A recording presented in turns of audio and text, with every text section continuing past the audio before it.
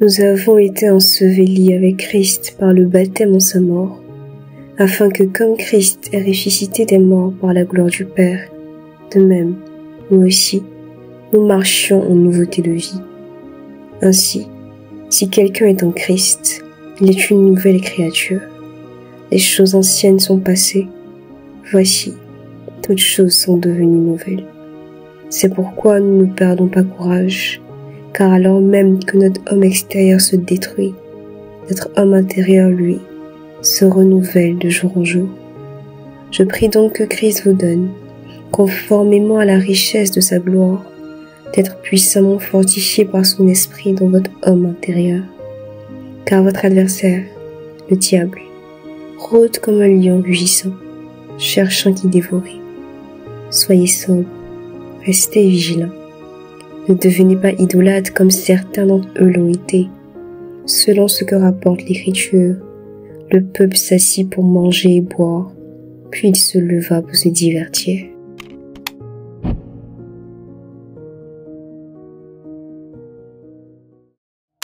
Bonjour et bienvenue dans ce deuxième épisode de Inner Spirit Life.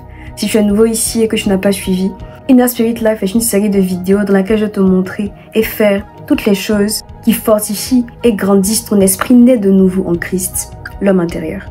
Comme tu l'as vu dans les versets cités en début de vidéo, cet homme intérieur, il existe, je ne l'ai pas inventé, il se trouve dans la Bible et il a une vie propre, des besoins propres pour grandir et c'est sa croissance qui t'aide à te rapprocher de Dieu. Et Inner Spirit Life te montre justement comment grandir cet esprit selon la Bible, selon la parole de Dieu. Pour que tu comprennes bien ce dont on parle et avoir tous les détails sur ce que c'est que l'homme intérieur, sur son importance, tu devrais regarder l'épisode 1 de cette série de vidéos qui se trouve sur ma chaîne. La vidéo est divisée en chapitres, donc tu sauras exactement là où tu dois t'arrêter pour ne pas que ce soit trop long. I got you. On ne parle pas assez, on n'expose pas assez les moyens par lesquels on est censé faire grandir notre homme intérieur, notre esprit, alors qu'il est important, qu'il est nécessaire de notre relation avec Dieu. Et si on considère que notre relation avec Dieu passe avant tout, si on considère que notre relation avec Dieu est primordiale, on devrait plus investir dans les choses qui font grandir notre esprit. Pour moi, c'est un problème qu'on soit exposé à toutes sortes de moyens par lesquels on développe notre corps et notre âme, sans qu'il n'y ait d'exposition également des choses qui font grandir notre esprit, parce que ça nous désensibilise à la nécessité d'investir notre temps et notre énergie dans les choses qui concernent Dieu d'abord, en premier. Pas en second plan, pas en troisième plan, mais d'abord. Donc la Bible nous parle des différents moyens qui fortifient l'être intérieur et parmi ces moyens se trouve l'évangélisation. Comme tu l'as vu dans le titre de cette vidéo, on va aller évangéliser. Avant toute chose, il faut que tu arrêtes de croire que pour aller évangéliser, donc pour aller parler de la parole de Dieu à d'autres personnes, il faut un appel spécial de Dieu qui va te dire à toi seul: ma fille, mon fils, va évangéliser. Arrête de croire qu'évangéliser, c'est seulement pour les pasteurs, pour les évangélistes, pour les apôtres, pour les hommes qu'on voit dans la Bible, pour les personnes qu'on voit qui ont un ministère. Arrête de croire ça. Arrête de croire que ça ne te concerne pas directement, que ce n'est pas ton appel, que ce n'est pas quelque chose qui te concerne, parce que c'est faux. Et je vais te le montrer dans la Bible. Acte 13, verset 47. En effet, tel est l'ordre que le Seigneur nous a donné. Je t'ai établi pour être la lumière des nations, pour apporter le salut jusqu'aux extrémités de la terre. Allez donc, faites de toutes les nations des disciples, baptisez-les au nom du Père, du Fils et du Saint-Esprit, et enseignez-leur à mettre en pratique tout ce que je vous ai prescrit. Et moi, je suis avec vous tous les jours jusqu'à la fin du monde. En effet, je n'ai pas honte de l'évangile de Christ. C'est la puissance de Dieu pour le salut de tout homme qui croit, du juif d'abord, mais aussi du non-juif. En effet, toute personne qui fera appel au nom du Seigneur sera sauvée. Mais comment donc feront-ils appel à celui en qui ils n'ont pas cru? Et comment croiront-ils en celui dont ils n'ont pas entendu parler? Et comment entendront-ils parler de lui si personne ne l'annonce?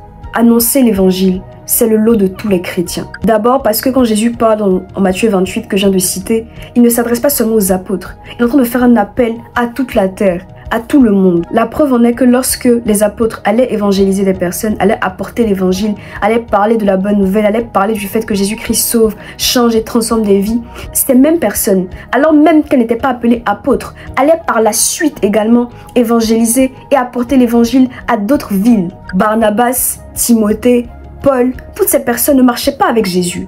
Pourtant, ce sont des personnes qui ont reçu l'évangile et qui ensuite sont allés parler de l'évangile à d'autres individus. Tu me diras, ok, mais ces personnes en soi, on sait bien qu'elles avaient un appel, on sait bien qu'elles avaient un ministère, elles étaient appelées à ça. Sauf que dans les versets que je t'ai lus, la Bible dit que nous sommes la lumière du monde. Et quand elle dit nous, elle parle pas des apôtres, elle parle pas des prophètes, elle parle pas des évangélistes, elle parle de toi, elle parle de moi, elle parle de nous qui avons accepté Jésus-Christ. Et la lumière, c'est quoi son objectif? C'est d'éclairer. On a tous été établis comme lumière du monde. C'est ta responsabilité en tant que lumière, dans l'endroit dans lequel tu étais placé, de faire en sorte que la parole de Dieu soit répandue, parce que personne ne le fera à ta place. C'est ta responsabilité dans la maison dans laquelle tu étais placé. Et quand je dis maison, je ne parle pas de l'habitation, je ne parle pas de ma chambre, je ne parle pas de ça. Je parle de l'environnement, dans l'endroit dans lequel Dieu t'a placé, dans ton université, dans ton école, dans ton travail, dans ta famille, dans tes amitiés, dans l'environnement dans lequel tu étais placé. Personne d'autre ne jouera ce rôle de lumière à part toi.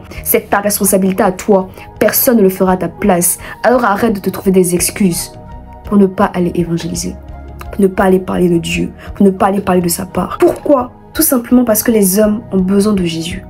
Quand on parle de lumière, ce n'est pas dans l'aspect vantardise. C'est pas pour se vanter, ok, je suis une lumière, I'm a light, I'm going to shine. C'est pas de ça il s'agit. Le fait de reconnaître qu'il y a un besoin de lumière, c'est parce qu'on est dans un environnement de ténèbres. Et des ténèbres, crois-moi, il y en a beaucoup. L'état du monde actuel, et je ne citerai même pas l'actualité internationale, démontre à quel point les hommes n'arrivent pas à gérer ce qu'on leur donne.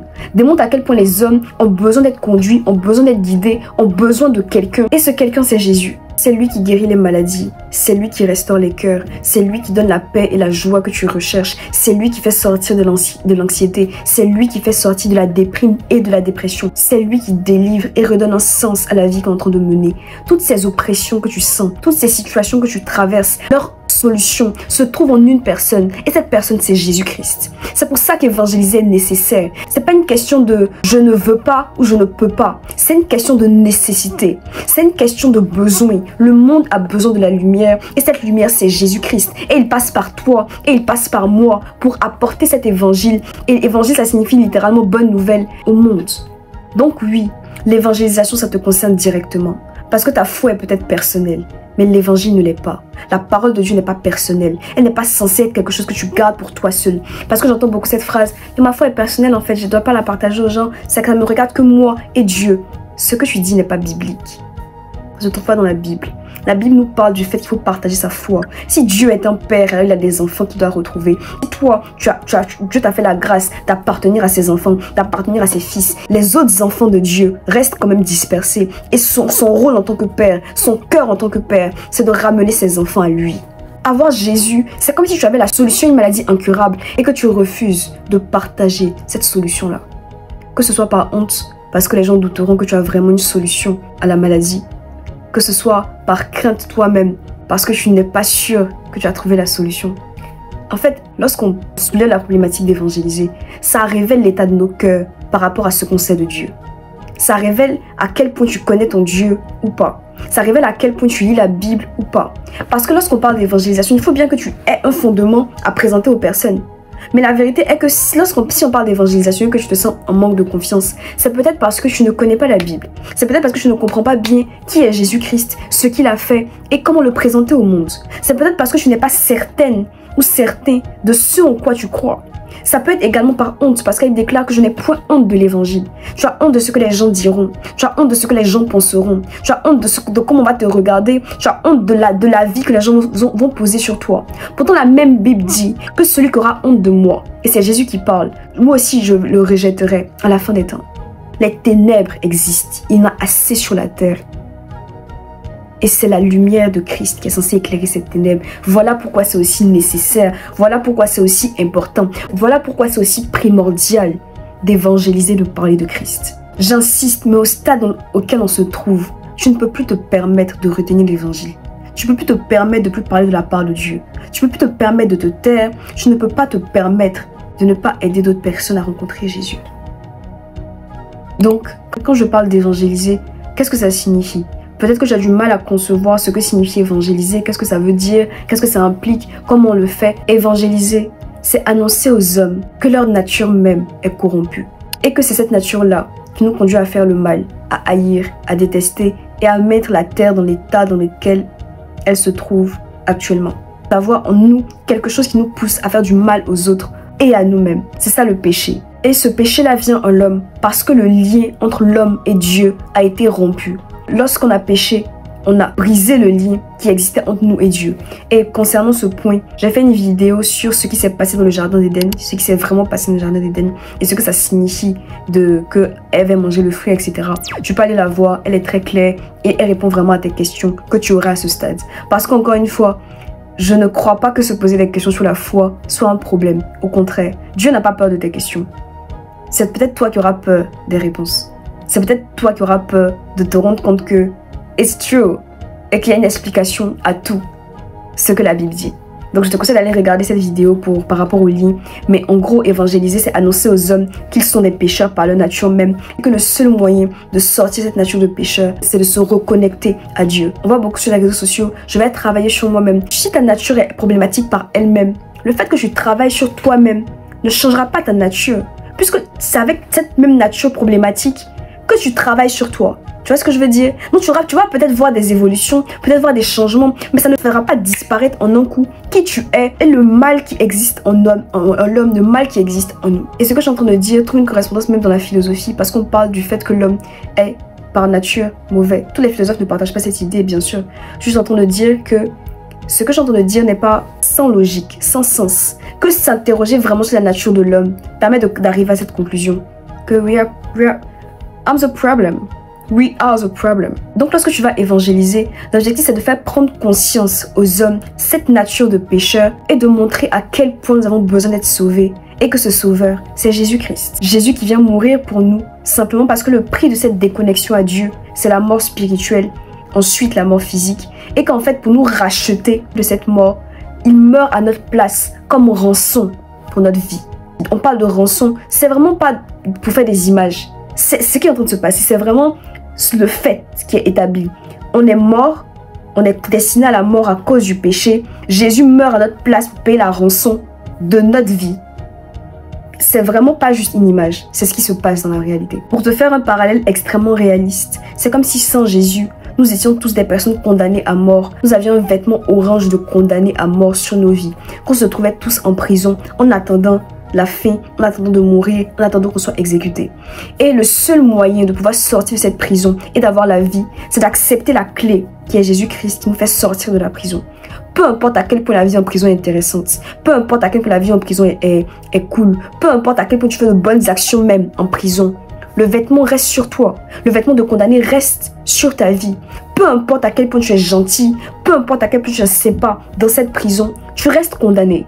Et le seul moyen de pouvoir être libre, c'est de sortir de la prison grâce à la clé. C'est la raison pour laquelle tes bonnes actions, les gentilles choses que tu fais, ne te sauveront pas. Parce que tout à l'heure, je parlais du fait que l'homme était mauvais par nature. J'aurais pu me répliquer, oui, mais il y a des fois, les hommes font de bonnes choses. Il y a des fois, les gens posent de bonnes actions. Mais c'est pas par les actions que nous sommes sauvés. Les actions ne changent pas notre nature. C'est pour ça qu'il y a des personnes qui font de bonnes choses, qui ont l'air sympas dans la vraie vie, qui produisent de bonnes actions, mais qui par leur nature même sont mauvaises. La destination qui est attachée au vêtement orange que nous portons, c'est la mort.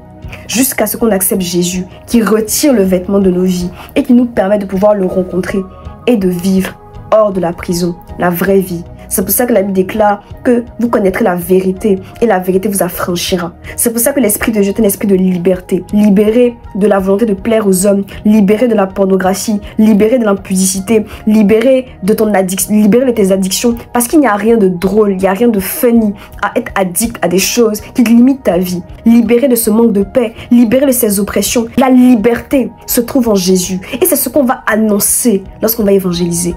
Que cette liberté, ce que les hommes recherchent, ce besoin de l'homme, c'est Jésus-Christ. Et que le seul moyen d'être sauvé, c'est au travers de lui. Voilà ce en quoi les chrétiens croient, voilà ce en quoi je crois. Et c'est la raison pour laquelle, si en tout cas tu reconnais que c'est ce qui est la vérité, tu ne peux pas te permettre de ne pas parler de Dieu. Tu ne peux pas te permettre de ne pas parler de lui. Parce que c'est comme si tu as conscience que les personnes qui sont autour de toi, qui n'ont pas Jésus, sont destinées à la mort jusqu'à ce qu'ils acceptent Christ. Et si tu les aimes vraiment, si tu as de l'amour pour eux, tu ne te tairas pas. Parce que l'amour aujourd'hui, c'est conçu comme laisser les personnes croire ce qu'ils veulent, penser ce qu'ils veulent et faire ce qu'ils veulent. Pourtant, si je t'aime et que je vois que quelque chose est en train de te détruire, je ne me tairai pas. Parce que juste, quitte à ce que tu me détestes, quitte à ce que tu me haïsses, je ferai en sorte que cette chose ne te détruise pas. Parce que justement, j'ai de l'amour pour toi. Donc, en gros, quand tu évangélises, tu dois garder ces 3 idées en tête. Expliquer la nature pécheresse de l'homme, conduire à la repentance, c'est-à-dire le fait de reconnaître ses fautes et de décider de s'en détourner totalement. Et conduire à la réconciliation avec Dieu. Et j'ajouterai une 3e étape qui concerne manifester la puissance de Dieu. Les guérisons, les délivrances, les paroles de connaissance, on en parlera dans d'autres vidéos. Mais en fait, manifester la puissance de Dieu pour que les hommes voient que Dieu est réel, que Dieu est vivant, que Dieu est puissant. Parce que quand tu lis la Bible, dans les actes des apôtres, les apôtres agissaient dans cette puissance. Ils manifestaient la puissance de Dieu. Ils guérissaient les malades, ils soignaient les personnes. Ils leur montraient que le Dieu dont on parle, il est réel. Il se manifeste par des actes, il se manifeste par des actions. Ce Dieu est capable de guérir, de transformer, de soigner. Ce Dieu-là est vrai. Et c'est ce qu'on saura manifester, c'est ce qu'on saura apporter aux hommes lorsqu'on va évangéliser. Tout ce que je suis en train de dire, c'est de façon générale. C'est vraiment les grands éléments essentiels de l'évangélisation. L'objectif n'est pas de faire un cours dessus, mais c'est vraiment inciter et réveiller ton esprit. Parce que tu as besoin d'évangéliser, tu as besoin de faire ça, tu as besoin de parler de Dieu. En fonction des catégories de personnes, le langage va s'adapter parce qu'il y aura des personnes qui auront des questions sur la Bible, etc. Donc il faut répondre à ces questions. Et on en parlera dans d'autres vidéos, dans d'autres Inner Spirit Life. Mais le général, le global, c'est ça. Donc en fin de vidéo, après que je sois allée évangéliser, parce que je vais aller évangéliser et je vais vous montrer comment ça s'est passé du mieux que je peux. Je pense pas que je vais tout filmer parce que c'est une œuvre spirituelle, donc je vais pas filmer chaque personne. Mais après qu'on soit allé évangéliser, je vais vous expliquer comment ça s'est passé, les types de personnes qu'on a rencontrées et comment répondre face à ces types de personnes-là, etc., etc. Donc ne pars pas, reste dans la vidéo parce que ça vient de commencer. Donc je te disais en début de vidéo qu'évangéliser fortifie ton être intérieur. Mais pourquoi ? Pourquoi évangéliser fortifie mon esprit? En quoi ça me fortifie? Ça fortifie les gens qui reçoivent, mais pourquoi moi ça me fortifierait? Allons dans la Bible. Romains 8, versets 13 à 14. Si vous vivez selon la chair, vous mourrez. Mais si vous vivez par l'esprit, vous faites mourir les actions du corps et vous vivrez. Car tous ceux qui sont conduits par l'esprit sont fils de Dieu. L'esprit dont on parle dans le verset, c'est le Saint-Esprit. Donc lorsqu'on se laisse conduire par Dieu, lorsqu'on se laisse conduire par le Saint-Esprit, notre être intérieur est fortifié parce qu'il fait l'œuvre de Dieu. C'est pour ça que je parlais d'activité de l'esprit, d'activité du corps, d'activité de l'âme. Les activités de l'esprit, c'est ce qui le fortifie.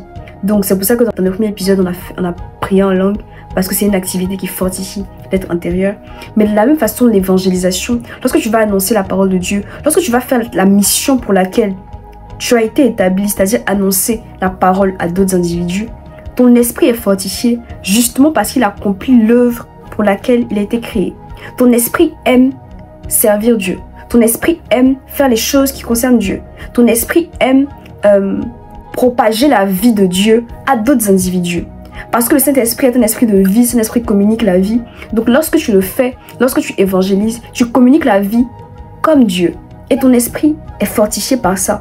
Parce qu'il va de façon tangible se comporter comme Dieu, être à son image, être à sa ressemblance. Vraiment de façon plus simple, ça le rend heureux. Ton esprit est heureux, tu es heureux. Lorsque tu vas annoncer la bonne nouvelle, lorsque tu vas permettre à d'autres personnes de rencontrer Jésus, quand tu vois que des personnes avaient exactement besoin de cette parole, voir en fait que Dieu leur parle encore, c'est fortifiant de voir d'autres gens, voir la puissance de Dieu et être transformés.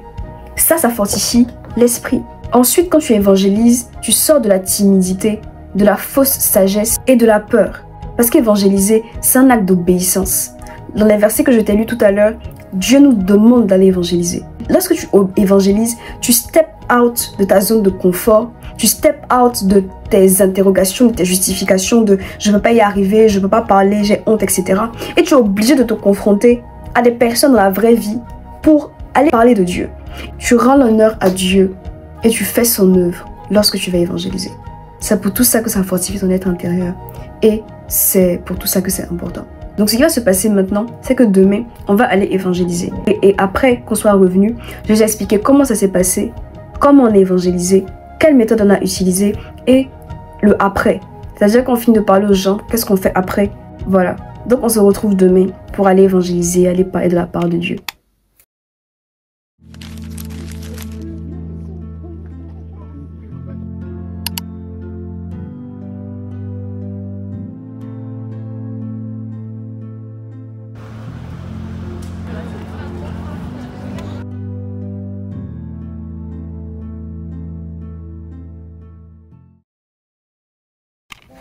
Hi, nous sommes plusieurs jours plus tard après qu'on soit allé évangéliser. Donc je vais vous expliquer comment ça s'est passé. D'abord, comme vous l'avez vu dans les règles de la vidéo, on est allé sur la ligne de métro 1. Et ce qui se passait, c'est qu'on se subdivisait un par descente. C'est-à-dire que d'autres personnes étaient à Charles de Gaulle, d'autres personnes étaient aux Champs-Élysées, moi j'étais aux Champs-Élysées, quelqu'un était à Louvre, quelqu'un était à Châtelet. On faisait pas arrêt par arrêt, mais on faisait les arrêts où on savait qu'il y avait du monde, il y avait des gens qui s'arrêtaient là-bas. Donc on se divisait comme ça. D'habitude on va 2 par 2, c'est-à-dire qu'on va en équipe de 2 parce que c'est plus facile pour parler lorsqu'il y a quelqu'un d'autre. Mais cette fois on n'était pas assez nombreux pour juste faire 2 par 2, sinon on n'allait pas couvrir assez de territoire, on va dire ça comme ça. Et donc on allait 1 à 1 et c'était un bon exercice aussi parce que quand tu le fais à 2, tu es habitué à ce que quelqu'un d'autre soit là. Alors que quand tu vas seul, toi et le Saint-Esprit. Donc tu es obligé d'écouter, tu es obligé d'apprendre, tu es obligé en fait de parler aux gens. Parce que tu peux vite te retrouver à marcher sans parler à qui que ce soit parce que tu as peur. Et quand c'est comme ça, le Saint-Esprit te conduit, le Saint-Esprit te fait sortir de ta zone de confort et te fait parler aux personnes, tu vois. Donc c'est un bon exercice, c'est ça la technique qu'on utilise. Mais bien avant ça, bien avant d'aller sur la ligne, bien avant de commencer l'évangélisation, on prie. On prie pour les cœurs, on prie pour l'atmosphère, on prie pour que les gens acceptent l'évangile et la parole de Dieu. Parce que aller évangéliser un territoire, aller parler de Christ sur un territoire, c'est une guerre. C'est une guerre de territoire, c'est une guerre d'espace, c'est une guerre parce qu'il y a des esprits qui influencent un endroit, des esprits qui influencent une ville. Vraiment de façon simple, dans les dessins animés qu'on regarde, on va dire par exemple cette ville elle est maudite. Si tu vas là-bas, il y a des gens qui se font enlever, etc., etc. Parce que sur la ville, parce que sur le pays, ça peut être un pays, il y a des influences en fait qui agissent dans le pays. Et lorsqu'on va évangéliser, on vient envoyer une autre influence, une autre puissance qui est celle divine, qui est celle de Dieu. Donc c'est nécessaire de prier pour les cœurs parce que les gens de la ville, les gens de l'endroit sont influencés par les esprits qui sont dans cet endroit. Même si tu n'es pas chrétien, même si tu ne crois pas en Dieu, le monde spirituel existe. Et dire qu'il y a des influences qui agissent sur nous et qui influencent l'endroit où on se trouve, c'est vrai. Donc c'est nécessaire de prier en amont. Et pas juste prier. Seigneur, te dis merci parce qu'il faut la garder. Non. Une prière... Tu déclares sur l'atmosphère, tu déclares que les gens écoutent, tu déclares que les cœurs sont réceptifs. Parce qu'elle déclare que ceux qui ne croient pas en l'évangile, c'est comme un voile sur leurs yeux. Faut prier pour que le voile parte. Donc faut prier pour que Dieu, parce que c'est Dieu qui fait ça, c'est pas nous d'abord, c'est Dieu qui convainc, que Dieu change les cœurs. Vous voyez, tout ça c'est en amont, ça c'est important, genre c'est vraiment important. Sinon j'aurai l'impression que personne ne va t'écouter, que tout le monde va te chasser si tu ne pries pas avant. Maintenant, quelles personnes j'ai rencontrées? Et pour ces personnes-là, comment on fait? D'abord, j'ai rencontré une seule personne qui était athée. Elle, je suis venue lui parler, elle m'a dit, moi je crois pas en Dieu, je veux rien savoir, genre je veux pas savoir. Et je lui ai demandé pourquoi elle croyait pas en Dieu, parce qu'en général il y a des raisons. L'objectif en fait de demander pourquoi, c'est d'enclencher une discussion, de demander à la personne pour que justement tu puisses répondre avec la Bible ou avec des éléments scientifiques, philosophiques, parce que les sciences, tout ce qui concerne le monde est justifié par la parole de Dieu. Il n'y a pas un domaine que Dieu ne connaît pas. Donc, enclenche la discussion. Lorsque je te retrouve une personne qui est fermée, qui dit elle ne croit pas en Dieu, enclenche la discussion. Pourquoi tu ne crois pas? Bien sûr, dans la mesure où tu as les réponses. Si tu sais que tu n'as pas les réponses, ne te lance pas dans quelque chose et puis tu ne pourras pas te défendre. Tu vois? Voilà. Donc, moi personnellement, ça me plaît. Donc, je lui ai demandé pourquoi. Même elle me disait pour rien que genre, elle veut juste pas savoir, elle veut juste pas comprendre et que ça l'intéressait pas. Sauf que Dieu me disait d'insister. Vraiment, quand tu rencontres une personne qui veut pas savoir, ne te dis pas ok c'est bon, c'est pas la peine, je laisse tomber. Non. Parce que cette personne a besoin d'être sauvée. L'objectif c'est d'enlever le vêtement orange sur les personnes. Donc je peux pas, si la personne me dit non je veux rien savoir parce que je suis athée, moi je veux vraiment que tu sois sauvée, donc je vais te présenter au moins l'évangile. Donc je lui présentais l'évangile, je lui disais que ce monde dans lequel on est en train de vivre, il va s'achever, il va se finir. Tout ce pourquoi on se bat, tout ce qu'on est en train d'essayer de bâtir ici, ça n'aura aucun poids, aucune importance si on n'a pas l'éternité, si on n'est pas sauvé. Elle me regardait en mode casse-toi. Mais je savais que je devais continuer. Vraiment. Parce que ne regarde pas le visage des gens pour évangéliser. Dieu me disait qu'il fallait qu'elle entende ça aujourd'hui. Donc il fallait que je le dise. Et je le disais pas avec mépris. Je le disais parce qu'il fallait que cette parole soit semée en elle. Vraiment ça arrive. Il y a des fois où il y a des gens qui vont être réceptifs. Il y a des gens qui ne le seront pas. Il faut que tu sois préparé à ça. Il y a des gens qui vont pas t'écouter. C'est la vie. Mais si tu sais que tu dois donner quelque chose, donne-le. Donc pour les personnes athées, enclencher la discussion, de poser des questions pour pouvoir justifier, etc. Et même si la personne ne veut pas entendre parler de l'évangile, pas en criant, pas en t'énervant, mais juste en étant calme et en disant ce qui doit être dit. Et la personne recevra ce qu'elle doit recevoir. Mais ne fuis pas, ne te dis pas ok la personne ne veut rien savoir, je me cache, je m'en vais. Non. À part elle, j'ai rencontré une des personnes qui était réceptive. Elle m'a dit qu'elle connaissait Dieu, etc. mais qu'elle n'était pas forcément proche de lui. Donc là, pour cette personne, j'ai insisté sur l'importance, la nécessité d'avoir une relation avec Dieu. que on est sauvé lorsqu'on accepte Jésus comme Seigneur de nos vies. Et que Seigneur, ça veut dire qu'il dirige notre vie. Ça veut dire qu'on reconnaît comme le roi. Et que c'est cette relation d'intimité-là qui compte. Donc il fallait qu'elle investisse dans les choses de Dieu. Qu'il fallait qu'elle investisse dans sa relation avec Dieu. Et que Dieu soit pas comme quelque chose de passif. Quelqu'un qu'on voit de temps en temps, à qui on parle de temps en temps. Non, mais que ce soit vraiment le fait. Et à la fin, elle m'a dit merci de lui avoir parlé. Et voilà. Et en fait, quand c'est comme ça, propose de prier pour la personne. C'est-à-dire que tu demandes est-ce que je peux prier pour vous, et tu prends la main de la personne, tu pries, tu recommandes la vie de la personne, etc. Et voilà. Ensuite, j'ai rencontré des personnes qui étaient d'autres confessions. J'ai rencontré au moins 4 personnes qui étaient musulmanes, et ça, j'en parlerai dans une autre vidéo spécifiquement. Donc abonne-toi pour ne pas rater les vidéos, vraiment abonne-toi. Parce que pourquoi t'es pas abonné, genre qu'est-ce que tu fais, genre pourquoi t'es pas abonné à cette chaîne? Abonne-toi. Ensuite, pour la partie guérison, il n'y a pas rencontré de personnes qui étaient malades ou qui avaient des douleurs, etc. Mais je me rappelle une fois, j'ai lisé et ils avaient prié pour des personnes qui étaient malades. Donc je vais vous mettre la vidéo parce que pour le coup là j'ai des rushs. On a fait une vidéo sur ça, donc je vous mets la vidéo là. Du coup la douleur est toujours là. Là c'était un 7 et là c'est un 2, ouais. Donc la personne a été guérie et enfin la douleur a diminué et c'est vraiment un objectif d'évangéliser, de manifester la puissance de Dieu. Donc, aie l'audace de proposer de prier pour les personnes. Comment s'approcher des personnes? En général, ce que je fais, c'est que je vais dire bonjour, je vais saluer la personne, je vais me présenter, je vais dire mon nom. Ça permet à la personne de se mettre en confiance en général. Donc, je dis mon nom, coucou, bonjour, je m'appelle Grace Yohan. Est-ce que ça vous dérangerait? Je vais prendre 2 minutes de votre temps. Je voudrais vous parler de Dieu, je vais vous parler de l'évangile. Est-ce que vous croyez en Dieu? Est-ce que vraiment Dieu ça vous intéresse, mais vous n'y croyez pas du tout, etc. Comme ça, je vois directement le profil de la personne. Je sais si la personne c'est une personne qui croit pas, donc je sais comment je dois orienter mon évangélisation. Si c'est une personne qui croit, je sais aussi comment je dois orienter l'évangélisation. Je vais peut-être axer sur l'intimité avec Dieu, le fait de persister, sortir du péché. Mais si c'est une personne qui croit pas du tout, lui parler de l'évangile, genre de Jésus qui vient, etc., se réconcilier avec lui. Ou bien si la personne a des questions, répondre aux questions en fait. Et si c'est une personne qui croit mais que par exemple elle vit des difficultés, priez pour la personne. Quand tu poses directement la question, si la personne croit ou croit pas, tu peux orienter et savoir comment parler. Maintenant le après, quand on finit d'évangéliser, qu'est-ce qu'on fait? Ce qu'on fait, c'est qu'on va prendre le nom des personnes qu'on évangélise. Après, je vais intercéder pour la personne. C'est-à-dire que si par exemple je rencontre une personne, on va dire qui s'appelle Grace, son profil, c'est que c'est une personne qui ne croit pas en Dieu pour telle raison, que Dieu convainc son cœur, et je prie pour ça. Vous voyez, voilà. Donc dites-moi en commentaire les points sur lesquels vous voulez que j'insiste dans les vidéos Inner Spirit Life concernant l'évangélisation. Et voilà, c'est comme ça que ça s'est passé.